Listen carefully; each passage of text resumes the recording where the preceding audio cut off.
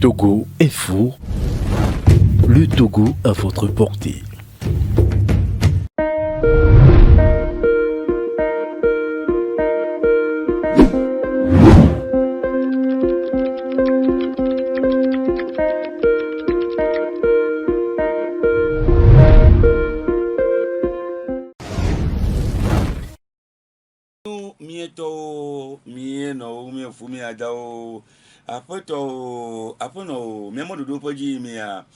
Fada Kevin Amenikpa Messan enye numo kula gan le kana motogo mani gaji numo kula tokele wonyento ele agbaje le duama ele tamo le dumo vio mo ekena tema cho emo wa tema nyono wa tema jejino agbola tema vuno na tema ya agbo wanye nu kola dagbo no atu apo mo no apo afa asino afa no wa imo dola e wonye ekpo an keji tokele ya iva pobe mo zo pe togo du ko wa enye nu kele ele devient du mo vio subo kwa le egbomo kenya inya meke gba nya sina ba no mi egbo le fi mi aga kasen ku ndo kele do mo du ko mo ti po a elo be ano mi enti wo na ala mi dan ko mo no vi to na nyon Fada Kevin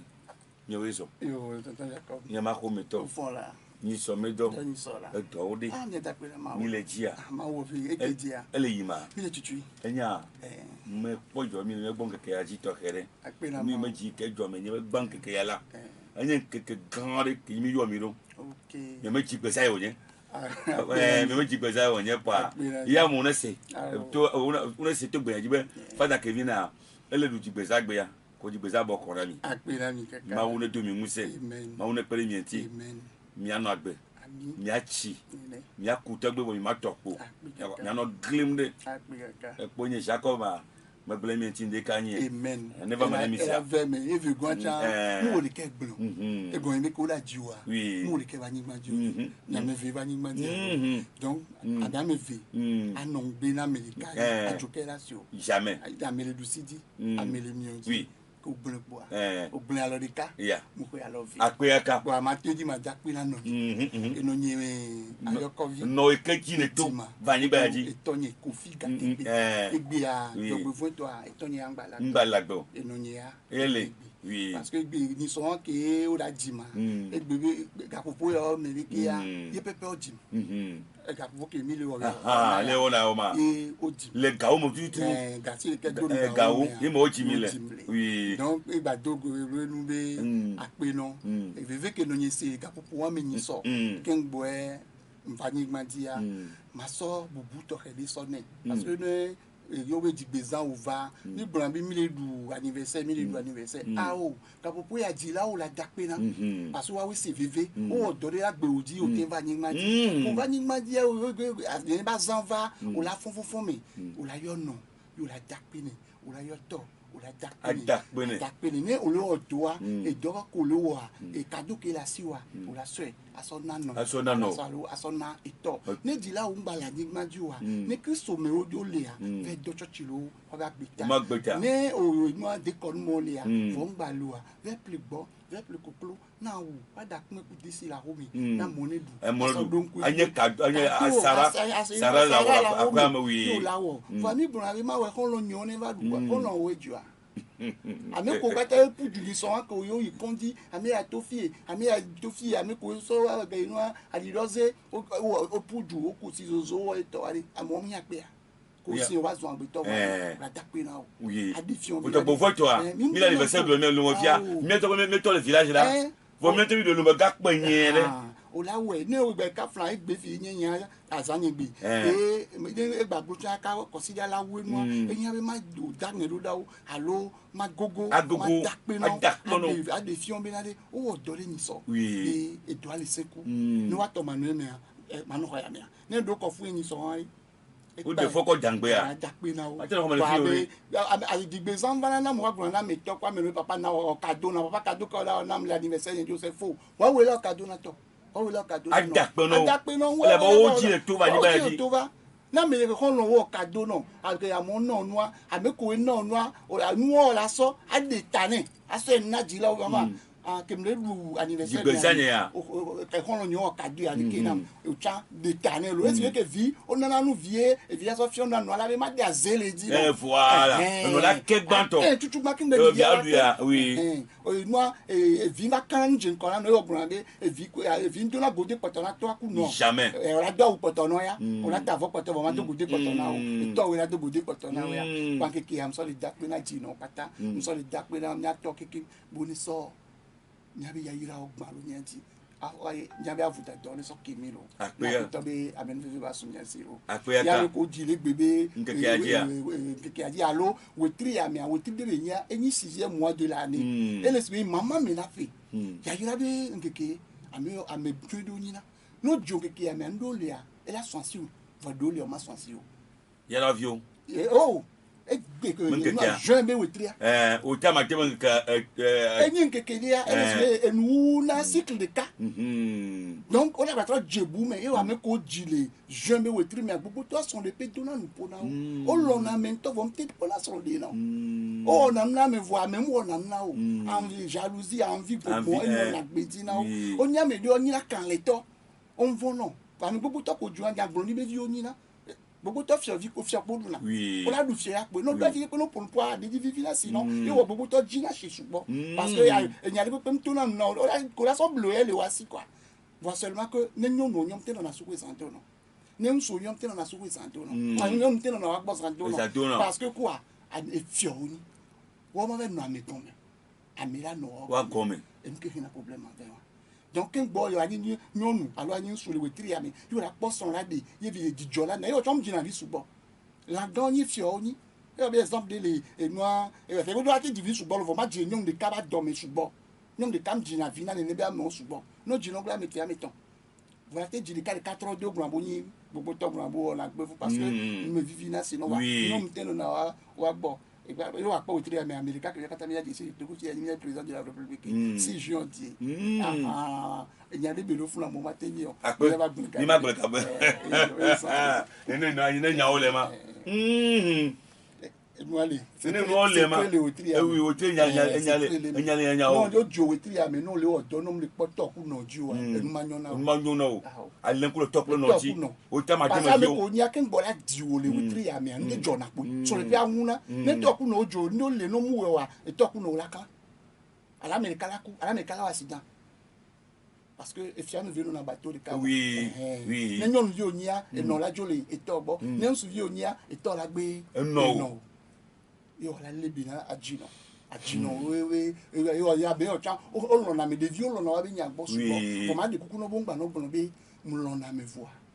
o mu lo na ah wa le no jo o la o na mo ngba no ti pa pe jaja le ma o gbo wa ni ka ke ma wa to se na wa e pu ni be o ngba na gbọdọdọ ló kò mí ọ̀nà ìsìlẹ̀ pani àyígbọ́n kànápé mi alásàdé lílo àtàmì náà nyọ́nu aláyọ̀nù adílé àtàmì náà mùsùlùmá wọ́n gbà lọ́wọ́ nù lọ́wọ́ nù àdùnmí máa nyọ́nà o wòtí rẹ̀ mi mú ọ̀nà tọ̀ wọn o. d'accord ẹkọ bẹ yín náà wọn gbà wẹ kọ. n'o wẹ pa dùnmí gbẹmí. mẹ jẹ́ ojú dọ́kura ẹ yóò wẹ báyìí rẹ wá tẹ́ pẹ́ dọ́wọ́n ti yà. egutsi la mẹ nọ degule la sinọ ndé pépé má nọ nyọ́nà o ọ̀là nọ ọdún àsìdá ẹnu má nọ jẹjì náà ọ̀là bí amóhólé ọkọ yàrá pé òhun mọ́ lè dé kó o ti gbọ̀ngbọ̀n ládó àgbẹ̀. kpabɔ kɛ ko ayo mi ayo nya be nɔ be yosu ale kɛ mɔmɔ wa ale kɔ awɔ kpɔtɛ do nu yɔ atɔ akpɛ ɖe ŋuti ne ŋuti wa te ma kɔ ne mɔ wa te ma vu nɔ wa natsɔ nɔ mi ya kpa zako mi ana mi mɔ nɔba kpɔa ele veve ne ŋutɔ le gobu mea ne mi yɔ mi egbea mi ya xɔ nu do le mi gbɔ ele veve ne ŋutɔ mi kpɔ agbea fi dzia agbɛn ŋusẽ ŋutɔ ele ƒuƒu ŋutɔ ebli le tsi xɔ ayi le tsi xɔ mɔlu le tsi xɔ ebese kple nɔviɔ katã dɔvi kple nɔviɔ gbea ne mi aɖu gbea ame yi la be aɖu nutɔtɔtɔ fi kɔ aɖu nutɔtɔ ko ne kpɔ ma gbã ko be nya be nuɖu ma hin la ele ame fiawo me ɖaa ele kpɔ ɖa ele ame fiawo me ɖa ye ma kɔ egbe fia ame kpɔtɔ kloe la wole agbadze ye adi me nya wɔ nye etsia me le yadzam o eƒe me tɔ ke ɖea etsi be yadza mi nya be dzɔ va yi bla me ŋɔli ele me nu tɔƒe le dzɔ yi ƒome ɖo koe agbletsi me le yadzam o ɖe ale ne tɔ wɔe ne game ɖo ale wa wɔe ɖo le kristo me le dekɔ ɔnu ɖe wɔna ɖe wɔna atɔ provoke tsia kpe ɖe ko ɔbɛ miabe afrika bi du ele vo la yovo bi ye vegoacha ejoa oduna président le jume va me connait du towa wa oui na chef du village chef canton oui wa oui pachena du wa die enua chef d'état et se greffer na lo ye be so tuna du ye ola po be du ko we monje e bien be réalité o bien be nyate pi wa o lena be na wa be déconnu o lena be no do gana fi après da lo galo mais gana be se dans la vola bon mais o la po la non tradition be même tout ça le Togo Olympio we va y a des ma we va y mais que le Togo mais que fait ou l'on famille be nyang bo va ya o ni ya des ma ya Olympio o la po lena et moi pour me quoi hein nous et nous fier va être ma nyango ko me kukula ko ele que le chef d'état yo et pas que c'est chef canton alors chef du village parce que sort du ah tout fier ne ye so be so play o ndolia edueti de nyon la wa e gbe me ke si be si akupe ngbale jawade edu to gbo la yi ame ko yin efio wa wo pe la jinko ju me vi mate jinko re wa we la jinko ye wo mso na enu aso do la fio ame ke yin abe yin church to o se po fa dale lu fio le henu de le village de quoi o se we pastor le va lu fio so fio kuku dalu tane a ore e fio du ne na ejua amel lagbe o ame kuku gbogbo ko le ju amia vo ju o ne ko ke le ju amia be fi o ni o ma ti so de pe jangbe ni ke ne le gblia amo ko la gba popu ezi ti o la kwa masiama to subo la onyo me ka ba nyo la o la kwa masiama ye wo fi o do na communauté musulmane communauté chrétienne communauté animiste traditionnelle ko ene e dube nyava ne ka Christo be mondia ne ke we po go mele e mu waji o la su edo dawo e de ko nu tocha e muslim tocha ke be jole kia e ju fio ela de ela mi asina ni nebe amon yo la o azon ni nebe azon li wa pala be e koke odu la jo parce que ju ke be si agbejaja lo e ju ado e to ju ato yin fi ko tu ju ale e gbe fi ko ne pe ju le gbe yo le ve bio yen wo ju me mile va enu ke mila dua parce que là ne peut trop aller on s'en gbe to sana vore ajinuku so sana vore bi on le church how me obu le du ajinuku zan emi ona nu e ngema le church ho me nkachi o mo de me na jumevi obe na le amevi obe enu e ke mi le wa mi le sa vore ge ba gbe to ma sa vore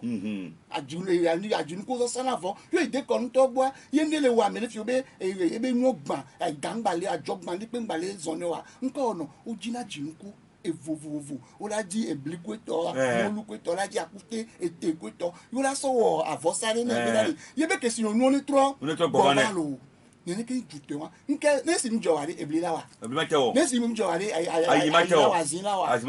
ni si ala fari o la bi o nke jo oluko ya o pera yin mazame ya o yo akria enu o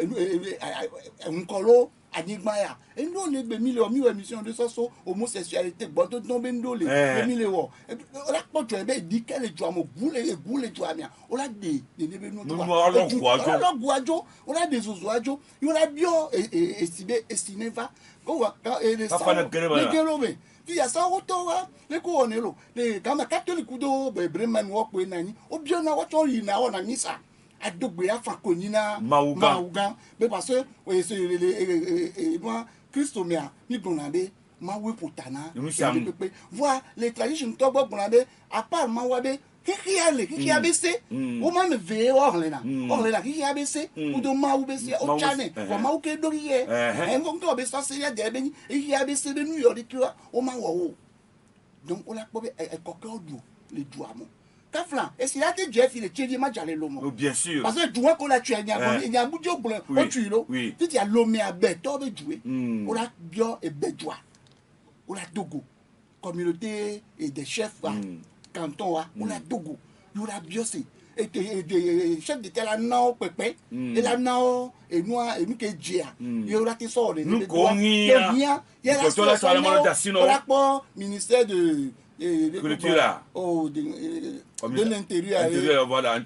on la poe il mo gome fiole on la po et la son que dia a son na e jume fio be na di onezon donner wa po bin ke belo enu ya gome ma yo la po e na godje yo mi sensen dia o la de kuku na mi sensen do le no jagono la tumo Egbemente le amegbeto do le ntucho do le bemse. Oyo nasi. O ba kena mo nasi. Nesifa. No jagolo do wa. Eyi amene eduke mo la o di na kuku na o. Ora ko la o chola bu we pa me le bone lesia. Bisi angajo. Alola bu we pa me bene do si na amo wakakao. Donc amo le ko egbemebe ya Africa be duke be le ya e be kosi ya e de kakpo e be nse pe ngba le ble deke. Mi tati pagai. No dogolo ndo no nyam dogo mi choho mi le da gomengolozu. O ya no papa ngba la gbegbo e so na jule le to agodo na be ajove e be va e ba choho mo la o cho bo msi ayo be ngo yo msi ayo bo la o cho ma po bo be te kin e be si ya po we si o ko adaka va gbado gomi be bo ya e jolo be dans 10 minutes avec si la kodelo 10 minutes 0 ke wo 10 minutes pe passer kode ada e yo do ado Eni chikaja eni si ganja yo do ado bo le accuse be yo ame kuku e mu idowe vo be blima se na mi o ma ya ke be bro na yo Aba ko idowa. E kuku ya idowe Brick la pele kiri. be ya se no be bile le be mo be ya do si no ne so wa nya be ki ali abe e kole Okiganti. be no da on do ame do lo bi ona gbe ame olo nyanye to mu vi choho me yo ya me be ni ba le esina choa bi ya me le le ko e me join kom si o on gbon ni o ke be va pe biji bi o do nu ga po ngbon na yo ma pa e biji le pon pe mo fe nke jo le bron bo bun se ro fa po ton polo nke je ya ha no se se dem ja ha ne to te sura bi ter ka be ne ya ho me ari ni so do gbe la ho me ro e bi pom kaka e be e to ko fi gati be a e fion de ken E ko jando. so da mlo Pe suba ejiku kele jinela. Nígbà dé tó. Aba gbele le ton nígbà tia. dé tó nígbà ìtọ́ tọ́gbọ́n gbọ̀n náà bẹ nkọ́ mi bẹ́ sí àmì ọ̀ níbi ọ̀bọ̀ àmì àdánù bọ̀ kéń ní asọ́ dúdú ní asọ́ gbọ́n náà ẹ̀rọ wa èkó tọ́ ní asọ́ ẹ̀nẹ́ la La home. yóò yí sọ́fẹ̀ náà de kúkú náà tọ́ jẹ́ sọ́ra bí tẹ̀ríkà bí agolika hafi golika sọ́fẹ̀ náà àmọ́ pẹ̀sì bí pàgá yòó ní Gbélé àmì sùkú àlọ́ wẹ̀. yìí kó sọ́fẹ̀ ń gbé gbélé ń gbàjọ́ donc àmúrí yẹn bẹ èjìké jànàrí kíkọ́ gbọ́n àbẹ ó lè sọ àti ẹ̀dùnú mẹ́rin àti ìmúlẹ̀ wọ sí jànà ejulo le ati antom le na tweet eni wa vo yi ya to lo se gbogbo me gbogbo me ko ya me ke mi le ti ame ko le mi angole si o le pa wa o don ku vi wa ame lo don ku vi wa o la ni oyin ku o pe le ko mi fi amo ba le ko mi fi o ma fa pa na ten ti pa bi o atom po o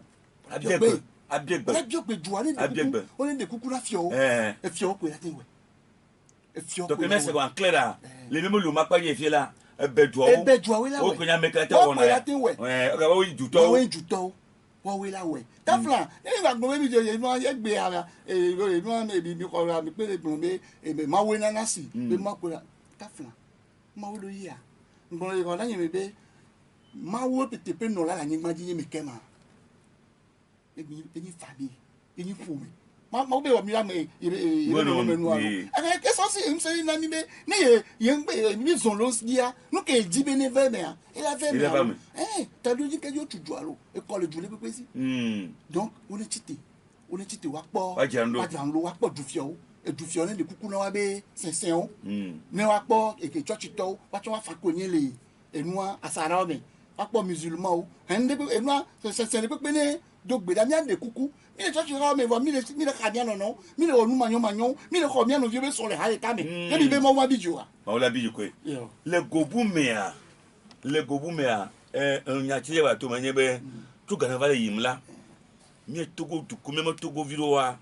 ne manya ba agbele nse no ma ne manya ka tu lo joro je wa ali ma meola ni ko lo woni be dun to na ni kwa ade kava kwa ula ku ala mu la na tike kwa ula ku e to ngba po ni be non to jivi e de je chi ni le fuani o to de ma kwa fun gbere gbeme dawu ne de via black couche de venir quoi de match ni fuani ko fu gbere gbeme ko dule gbo de le okoro nye le funa ka wa kanti ma wo mi nu be e chi meja to fu de ma te kama ke de ako wa ko de pe mo le to na mo jo mo de nu ka gbo ate ma cho eyan to Jacob pe no oui je bien o de ke ato a oui o pa be bi ona ni le ya de gbe be gbesi oui gbesi enu ke mu ya be ni jo wa àìlú àwòvì àwòvì ní kí ma susu bẹ́ẹ̀ láti ń jọ ẹ la jọ nǹkan gbèsè la anagbèjì la amegbètọ ẹ wọn lẹbi gbèsè egbọn bẹ àjìnà màtẹ dìví asọfẹ wọ nene o bu anyadu ẹsẹ yín bẹ nǹkan oyin tó ń tó kọ̀ọ̀nà lè fi hàn pàrọ̀ kọ̀ sí ọjọ́ bẹ kú fọ̀bẹ sẹ dàrú tèpé lò nǹkan tutù o anyadu nyàgùn yìí lè jẹ bá gbèsè Devi que Oh, comment tu ou de Nte ou de vi a nya de vi to ka nya gboni le vi wa gbeji voni enyo na wa pa itu ba gbesi ke la gbeji ne a no de afo akpo be enyo vi wa le no me kan be fofo alo le ke no me kan mo jilo no apo we ke we le son ale ade nko tadi enu do le nu bome yo la e la ni zozo la gbeji na nyo noa ke ni afoku ko gbon la be gule agbeji ne ma wo nu ke le te ma wo mo nu wo no kwa bien no ko eleke ma wo nu sa mo gbeto no allo le france ye be kora le france ya ama ngba le kora mo ama to wo ken gbongbon prendre forme le ebe ame donc enu on la jo gbesi pe na no ba gbesi alo la ko be to we be le allo no be ko te be le parce que e di la no nonti la bana vie e di la no tonti la bana vie e jona ali ma te se ko am gbeto nyanu du je o le gbon be gbesi esprit d'anormalité enu an ma de ma jo e la we von ko be na ke de viwa o we be amele ni ba fo ni batin akpo ale de viwa de en communauté be enfant spirituel on le de viwa wa do gomme po ni be na di me ke be ni va de vi ke be ni va o pa de video la va o la di de vi am vi o so da lo boy wa we la di o je be la tu va ni ba di ma ba mu e ji mu vi ayo me vi o be o vi ayo ma ne no gbo ma te de video na ya gbo be ye to di an po eji o ni no di ya e de lo ko ta fra de vi ngba so ngba gbo be nko no de lo ko ta won a o ne mu we ni no ma te po gbe ya na ni o nanam ti ya de to gbo ya Joseph Benya ko Joseph ke ma gbona Jacob be il a tout il a da pe ni e do ke be o na ya il a de ba pe ni Jacob nya be Joseph di be ya to da pe na ya fo pe ko wa di Joseph a pe ko we da e ya me enua Simon Ruben Judas ko to la ko wa no via de dovudo me a me la gbe la ko no via dovudo me o se o we dovudo ala ko ma gbonya ni so Joseph ba gbe di be ne fo mu we la nya te pe ma to go ma do ele bo la tonu mo ele tonde me ele bo nu ke ma udu ma gbe di la no te va mo ba te ve me ko we ade nko ga obo na ene wa gbona to le bu ya yu amele gbon bi wa dovudo enu amo bo mi gba wi o bo ngba wi o ne dovudo mo nya gbo ke gbona vi no abe ngba wu de yo wa ke ne be jere kokolita kokolita nyan kibinya amu gba be te be podie o logbe la ho le kokolita fifia o va planning ma so ko planning ma ye o ka o be la remplage na ho de ne ho amia o va lo kokole wa ke sa ko ke te karolo di jo le mulenji o be kokole ni nu ba lo enu poli fo kokolita no ho be na mi gbe mi le mulenji le remplage awo kokolita ni pepele gâteau be o le fun wa menoto e le fun azetoto e le fun kristoto e le fun unoto e le fun monsieur que le funu o ko le joie d'avant de viande c'est tobini de viande vicpo yo me vi ko benyo on est le bena o la le bena non le viande de viande ya ko de viande be tinya e be pe ame wo we ton we ka 20 ans nous sommes de viande fi on non le de viande ni wa gbogbo démoniaque gbogbo bada on l'a emprisonné de via on l'a zenle et mo gbegboleji parce que comme installé la mena de via les blancs Joseph Benya que maouzen ka kare pour que pour le tout au Dieu vous dommer quand même pour marchand va aller yo gba do ame ba gbo mi so sane o ba sane ko pe aka so fi oba hobe no yen ko bi ku so mi a ho me fi ne va be ka ku se na mo mo so ya ku se na mo bi ya ke la me ke fa ran be so va les zembe o be va les dia se be e gbe vous c'est faux et tu as me rôle wa ke be ko ke si no va aller pour me apo jijo aro ko la pe ni de vi wa va zo ame so pour me que me be to so e la de la reta dame e go nbo le de fi la reta dade le pour me wa me de via yenya nyagboni ke la ba de reta dawada yen ti o ko re da la reta pe ti te pe ke ni te pe ba ko ma ko te yi pour te pe vous ani te pe kokko le gbogbon me yo la po le emi gbogbo prière gbogbo to ko wona yo so dala ngena anjoa o ne le kokolita alu te pe ko logbe ko lo o ne passa be se va na fun amenyo ambo va na fun donc avec ko jabona la hoito avec que o la dakpe na la hoito fa mo nyanya yo no po kare fu de le pe kokko ya pa de kane ha ngba po get via taki de vieux bonne fun no ou bien o mayo e la gbegbe va ah bon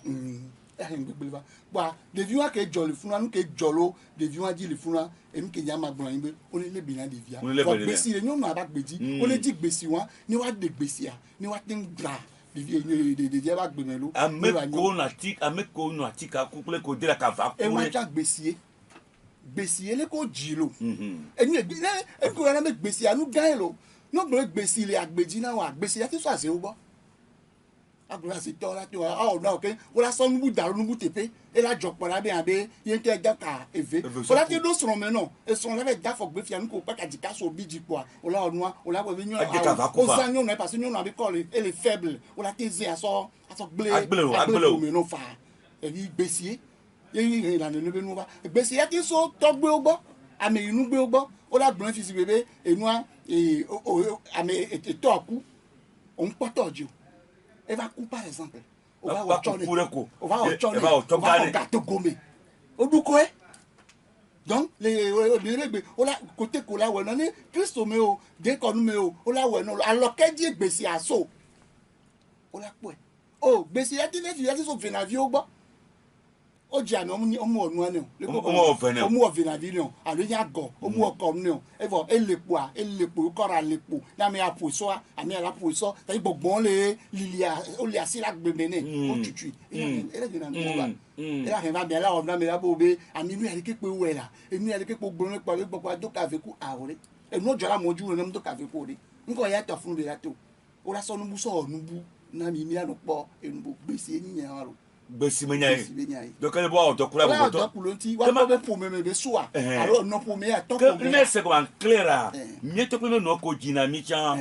elle bon no ji le je voir ou do autokula je va gonti non jo ka flan le flan mi le gbon ji be nya fi je ji ayo te aje fi mo yo jo ga do ble mo ga ble mo nya wo ye ma je ko ble ka ori donc o we dagle a do bli o be ji eji o jo we fi ko si ajo kore que me c'est comment clair ya de vi ko ji mi no ji le gbere kan to cha que de ji ma ora autokula me de vi o ma dokulo ji o lo dokulo ti ye le vi ala je se de vi kebe yin ba ni gba ji o e do kebe da ba wo ngona nya le fi be de vi amado pere po la no pon po si amega o de le normal o la de vi o ji po we ti le ka po pa du le nu me ne mu le normal o de vi kebe ni o gbongbon ya o la po e nínú wa no mu we wa o la na ipo enu la no jo de vi ano ikeke kwa ye le ka flan ni mo mama de ku mi dogo mi o no e ji vi kebe vi adigbe a enu subo ojo o de vi ara kupo fo de vi am ko fo ko le ji agbe do me vi le ka po be die fo ko le ji agbe do me nko o le o de vi abe nkume le ye be nkume to so de ye be na nyonu de be dogo nyonu de ya de ke nyonu wa ke la na bi de la hun la ko ma gba gbo pe de o elle a sidi non la da sidi elle a maîtrisé les gars o ti yovo de ngba la gbo mo ga gbo de dia ka ko nu ya ngba la gbo Africa o e ti yovo de no je ka ko meji o e go yin be gbesi le nu ala gbesi be ma se ko ti je ve gbo ko we na nyonu ani neva e vi otro uvo ne le gbogbo me a ele nsu me ma di vi o e go yin be nyonu abe mama vi ma fa na yo ma se ko gbesi o la de vi no to que voya te po donc ni a to Christo to ma de buku no be o ne holona ne wa on a dosu wa vionti alors fidèle on est finalement fi que nous agblele a fun no so ne le gbe si re na vo le accident be yan de fi be accident jona alors te pe le cadeau la nania c'est accident la même moment tu vis jan comme accident jo ka o te poro ele la accident répété ga se gam na accident jo ehun ko la ni gbagbe to be hun chi na igbo ra pe na accident jo la fi lo be ku na si o klona mwale te pe won be ngba ti fun no ne ti fun gbogbo me amedo le gbogbo ma o dun na hun ko nu hun le fun be vivi na wale so la baba lo o wale te pe ake la baba donc et on se répéter anya be entité lo prendre nous le fun ye wo na me wa accident to gba lo be o ko ami ai konji be yive le coma lo e le soins intensifs ko to kike wa e yan wo ni don no la o au pasteur que wa gbonyana le yo ha me vieux pas te pe que accident jo ne wa nya ba ama le fun nya luvon le fun so jo yi anya me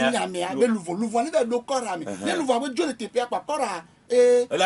bonagbe agbela ke me le ka bon ne luvon ati fun la kora ne le fun ka ne asan su ne pe pa e bo kora la shola de ade e kulo luvon la pour jale te pe le pour ma ame ko gbe ya yo asidare ke o chi ko ma me a ke le fa so o da si du kama aba tu gbere kama anya lu wa bla ma ke mo le do gbere me lo cha no ko e ame agbo le konji ne wa no permettre bene lu vun ava ne ba te genje ame donc et donc veut venir là oh yo la so de so yi noa o la pe fa me na me aba kuwa o ve yo na ame ale Carrefour alo te mo ajibe aso ba ya ko do me ke ngbo la ke yo wo ebe ko nu aya di ame ba yo ko la me na me akuzo gbe kwa o di le la o va na ko me parce que be louvon on va ko mo ebe louvon ti moji o la di vo ke ngba après la ba yo louvon ba a ko me ke ngba ba o ko lu poto ni be yi ne wa bon donc le te pe wa la po nko hin na ba accident cha so va na o la po be mi to ya gbenu lo le nous avons besoin de ouais la vie est toku no oku omu ocho na o no ho va ku o va ije va kem ve o sa cho le fun ogbon wa accident ola pe ouais to cho jori me ba fa me ba ho me omu play chovo e ho lo be to ba ku o play chovo o yi gbon wa accident le moji o be se to play do pour me que mo jo lo mu ona pour me to o va le ona ele ba me di to o di to o be adi lo ho o va di no ho o mu di no be la gba mo no me di no o be adi to gbede o ma tin wo e wa cha henaba e cho gba loke jila ola ku ola bobo vi fe me yo le ke ngbo be wo lo mi anu o wo lo nu o le devi me yo du ba si wa te do wa ri o ma dom se re to be louvon don se to be louvon amo le gbo la jo itoju ya appelé billet d'avion be Christo be noa tombe di voilà et toi ku le be à côté no di le be ko te be cimetière fo mi afi ke yo do alo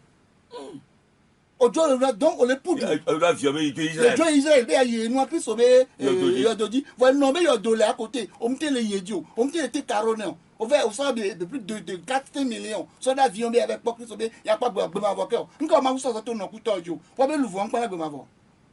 ye we atoko la jo so be gbe ma vo poledi on wona media mais na we o ti na le donc e wa hen accident ovana amona so mo no o la pe de via e model enti même quand vous parlez la première chose joli pour me ye o mte yi chohome ko mu chohome wa ye obio so gbobe obio dame la be matin yuwa ja gba na so no avoko so ari place o donu me nya mama o ne sa kusube ko play that point to wa ni ba jolo ho ron leji ala media o la temple allo we a te to ku han no we no ku e to ku no na mu cho no e no ku to ye no abaku wo da be o cho ni du bibi la parlement va bibi va quoi bibi avait yo on est gomme abero gona be nyon ke mandia et toi ku no ane ku kengba ya di se fo oh ma mo jo mu ku o la di ye go yimbe ke e moi non la gbe le gbo po ke nyon na le gbo ye no aku vo we no e ku je nkone a nyon no ala ba considérer et no kengbo cho avec considérer e ja no ya le d'emblée a o mu we o jo ve o lo ho be nu ogbana ba wa sidan ala me ko je mo na wa o la gere o je mo ji e we ba di ma lo o we ba di alo le kele hu ame ya fo kula jo loju afo gogo fa na mi bana ba doju ya ele jo egbe o la poni we me le kulu church ga metia ni play na volo o rapidement mo la play volo ba me le kulu be via ya on bo na zitan ame ke cho mo yo yan ke ya ni lo be via ya o be to abi azito fo hon lo toju a ya mama echa fa o lo ya be jube aye ba ze be cho ya ile be yi fo ito ya e ma yo po ito ya be mon ju wa donc mu kata ile ka gba wa wa agbe la mo tonti e la gbin linju to agbe linju o le mo mu ono po nu wule o ke mi le we gbe alo do la gun be yo mu ona cho da me ku pe kuvo erere ami be luvun la po DJ me ne le voit pas peur bon là ça ama à son contre bientôt donc c'est comme clair mais quand tu tombes comme que on a que 40e jour le 30e jour nous ni le benye non mu we wa le do me la gbe na we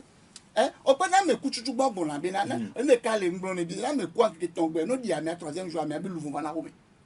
ah bon et là ba ho me 3e jour pa me be luvun va na no da mo ko la me aji le yodo me po ye be 3e jour a ame be amvana akome fifia ne va ho me a e go nbe e ko di ame a be ame do na ke aton ame do na ke ni o la bo apolo noa dile a ria me o apolo na a ho me o la ko mo ko la ho va wa pe la me anti le 41 jours ye be luvon ba te geje ku ame kuku do me ni ba pon ti fa le ma wu ba ho me o do na donc vivia e ya bu la plan e azipe gbo e yo ngbon bo o la ame kuku do me anya to gbo po be ye nya azipe ro nse te pe wa ye o yo na ame inu gbe o le wa donc o la so enua egbo e kuku kolo o la so be de aso de la nu ko aso sara Ni ke on a les catholiques mais on a dogbe dabe. Ye be louvon ne po. Tu vas faire les chefs. Venez louvon quand tu vas faire bomba dola za louvon. À son contre. Au merke et mi le canon la be ame nu bo bidi dolo. Fiki anga jono. Fiki ame nu bo bidi lia. E vo mo huna. Vo jouer me ka li non. Ntoko ame agbe ila. Fi avo e so la bidi. Ame ko li so mi so derrière o jagolo wa di ari.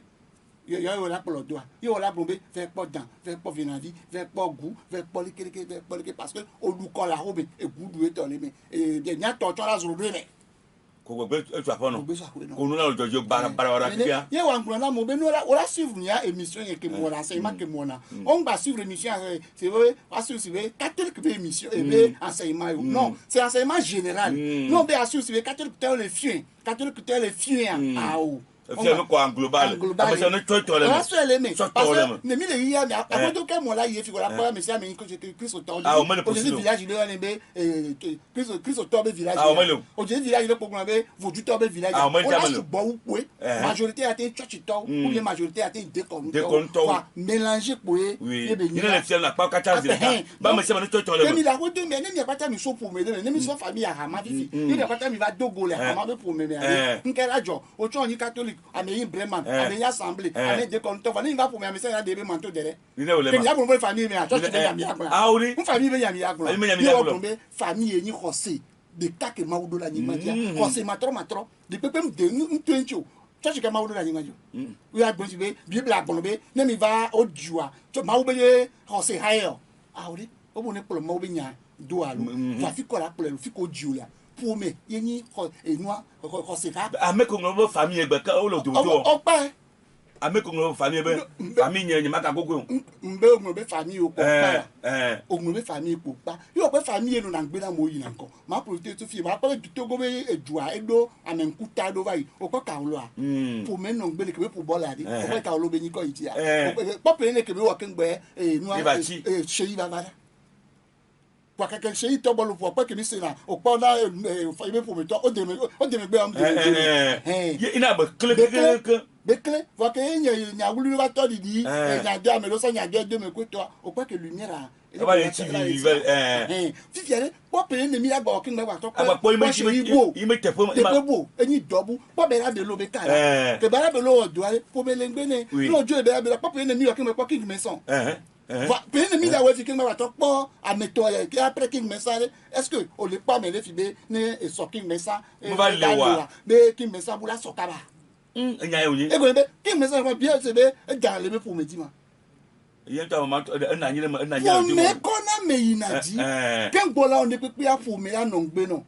pour me kona me yinaji ne pour me mlingbe na wa to ko no buo ahudo ke je kwani no pour me ke me to so ku pour me ke me e non soi yo la onu e do le ba be ola no aho me be en ko le ola ya me ya em da a respecter o me to ire Christ me ke lia Christ ademo na ide eni o de keke e bia aho be le je do chabo yo to pe no mo to je me ma na no wa do do me ble na we no me na to ku no be to ju ola vintage me na to e vi ma to ju me ola la na to we cho chia mais c'est possible e to era la na we la cho chia tu vas fier famille famille church va vile na lo na to so ina church tu vas fier fo famille vile na lo na no so ina hu no gbo eno we la polo so hu no gbo aru la polo so eno imam gbo aru father gbo aru pastor gbo o ma wa la lo na no kuto obe never ya church me no o we jia o pa gode vi o a to mo gode subo jo o ma te vite ye wa mi no gbe ko la be yo du pastor yo zu no la ye ta ye da church me na e to ku no wala church me na to wa o nya nu so ku to ku la ta fra to go ale premier monseigneur du Togo Afrique be so mo ni no pape a no pape be jo nya ti be ni le bon me ke be no premier monseigneur va ale e bu ju ko la ba nyu na le ho jambe a mo te da on est bien c'est mais quand le Togo est hymne national nous et nous mon c'est de ça nos be frère ye nous là fi ko juke mo so Togo bi holy abe be jua juke mo o so ayinu ame ko so si jeje na le popo me a juke be so a estemle popo me voir ka me won va nous gba ne le be nous le be jumo au contraire ami se me non ima loji kaka e be jo fifia bi anya nya gbegbe via me ko vai do enwa dokpolomisi ya weke ba kuna Dokopisi ya wo. dokopisi ya Eh, kwa combien de mais bon tonnes? mi va Combien de be tonnes? mi dom sene etonye pe no nya il a trop même mana noa do nsu da me vedi no ajoro american hu no american pastor agbona no e ne ntro jimo ha ya matedu imonu fofua ya nye hu no ya ewuna egbo na no ajipo na ina enua konji wa no la gbe ye le devoir agbo je kuma po beduna we de fois e po na enua aji amo na npa pa wa no wa so ni soje e va si a ro pere po ejo wa ku ibi church ha mi to wa do agbado e va di noa grandiose to le de gbero fofua aji be leke mi la we ya fofua be ka fan enua gbon be ne ye video bi la ku e va gbere be obi school no ta o di no o enua le morgue o ko no agbo va glalo home o le veille be zami ye be agbo mi le ona ni amla yin lo 22 21 80 et 99 et 92 02 et 80 63 oui allô nyama ko meto mare kunyi kore pele bien yafa e ko gbenami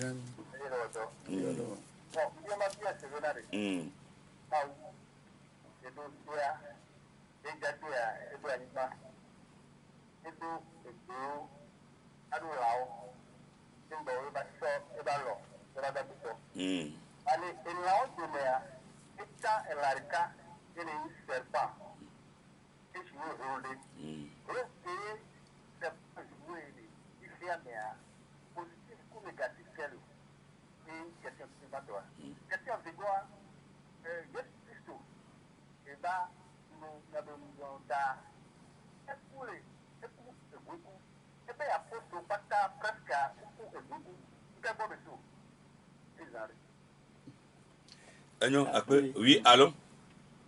nyama ko meto mare kunyi kore Togberama togbe ka me fonyu ya ma mi fonyu togbe bien ya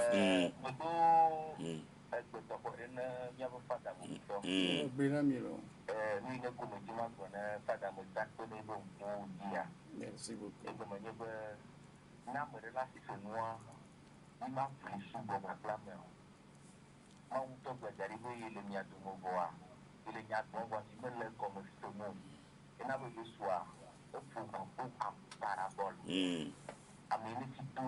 Nesse.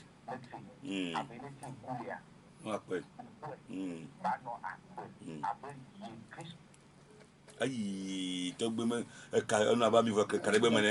Ami oui miatela mo boulot. Oui, allô. Nyama ko meto. Radio ni me vire sia. Mene kuma je sin ko. Fofo bien yafa. Ni mi pa wa mi na sare ya. Anyo sare. Oui, 22 21 80 99 92 02 et 80 63. Allô? Nyama ko meto. Mare kunyi kware. Ni me se ko nyiro. Je sais radio dit pour te virer. Bien à fin.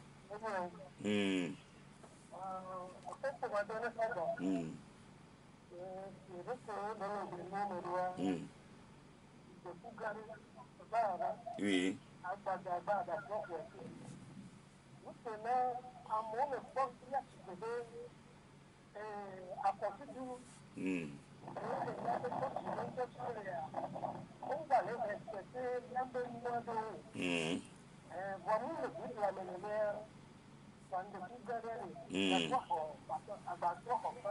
D'accord. Agno akpe. Miano jibora allô? Allô, mi fonyu la. Jenya fa.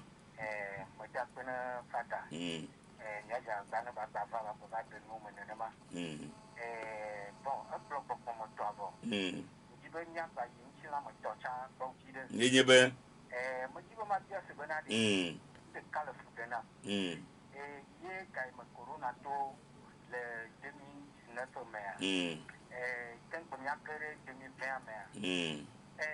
kapla doava kake wa chivile ja wa yimi ba kere 2021 amea chima bajo ni biobio se ntombe ma wo komwa nbona to ko bo intellectual kudo amayo ona no kuna de do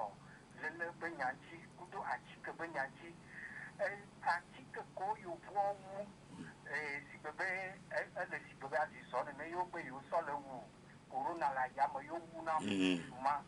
peje ma dio se bena de le poade est-ce que o mo puku ye enia ho de ko to ko ba konti to alo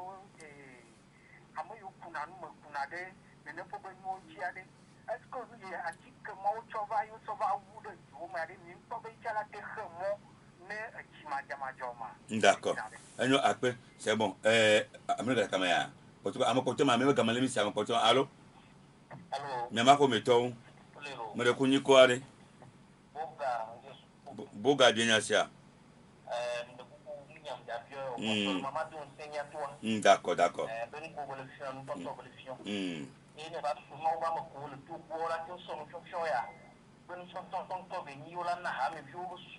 D'accord, va ba fita to yuni indulia ula te uefa mo ko manu no ko se de la mia to ko oya indulia ma bono de sisi magia fel ko murura ne to bita ma bune desa wa ni atwa mtu ni sembo ni bole soya Nyo. ne wa to ko to sa una bwa pane ne ndia mu fofia ba tin de to ne nya te ko ko bidelo ne boga kuyaka anyo amakoto ma sia. E fa mo tro me bolo. Enya mi senya ka ba do. Amakoto avant dernier que le dit bien vie que yo a jagafua e bien ya pratique o yo voko corona menya o bonu mi se na be bia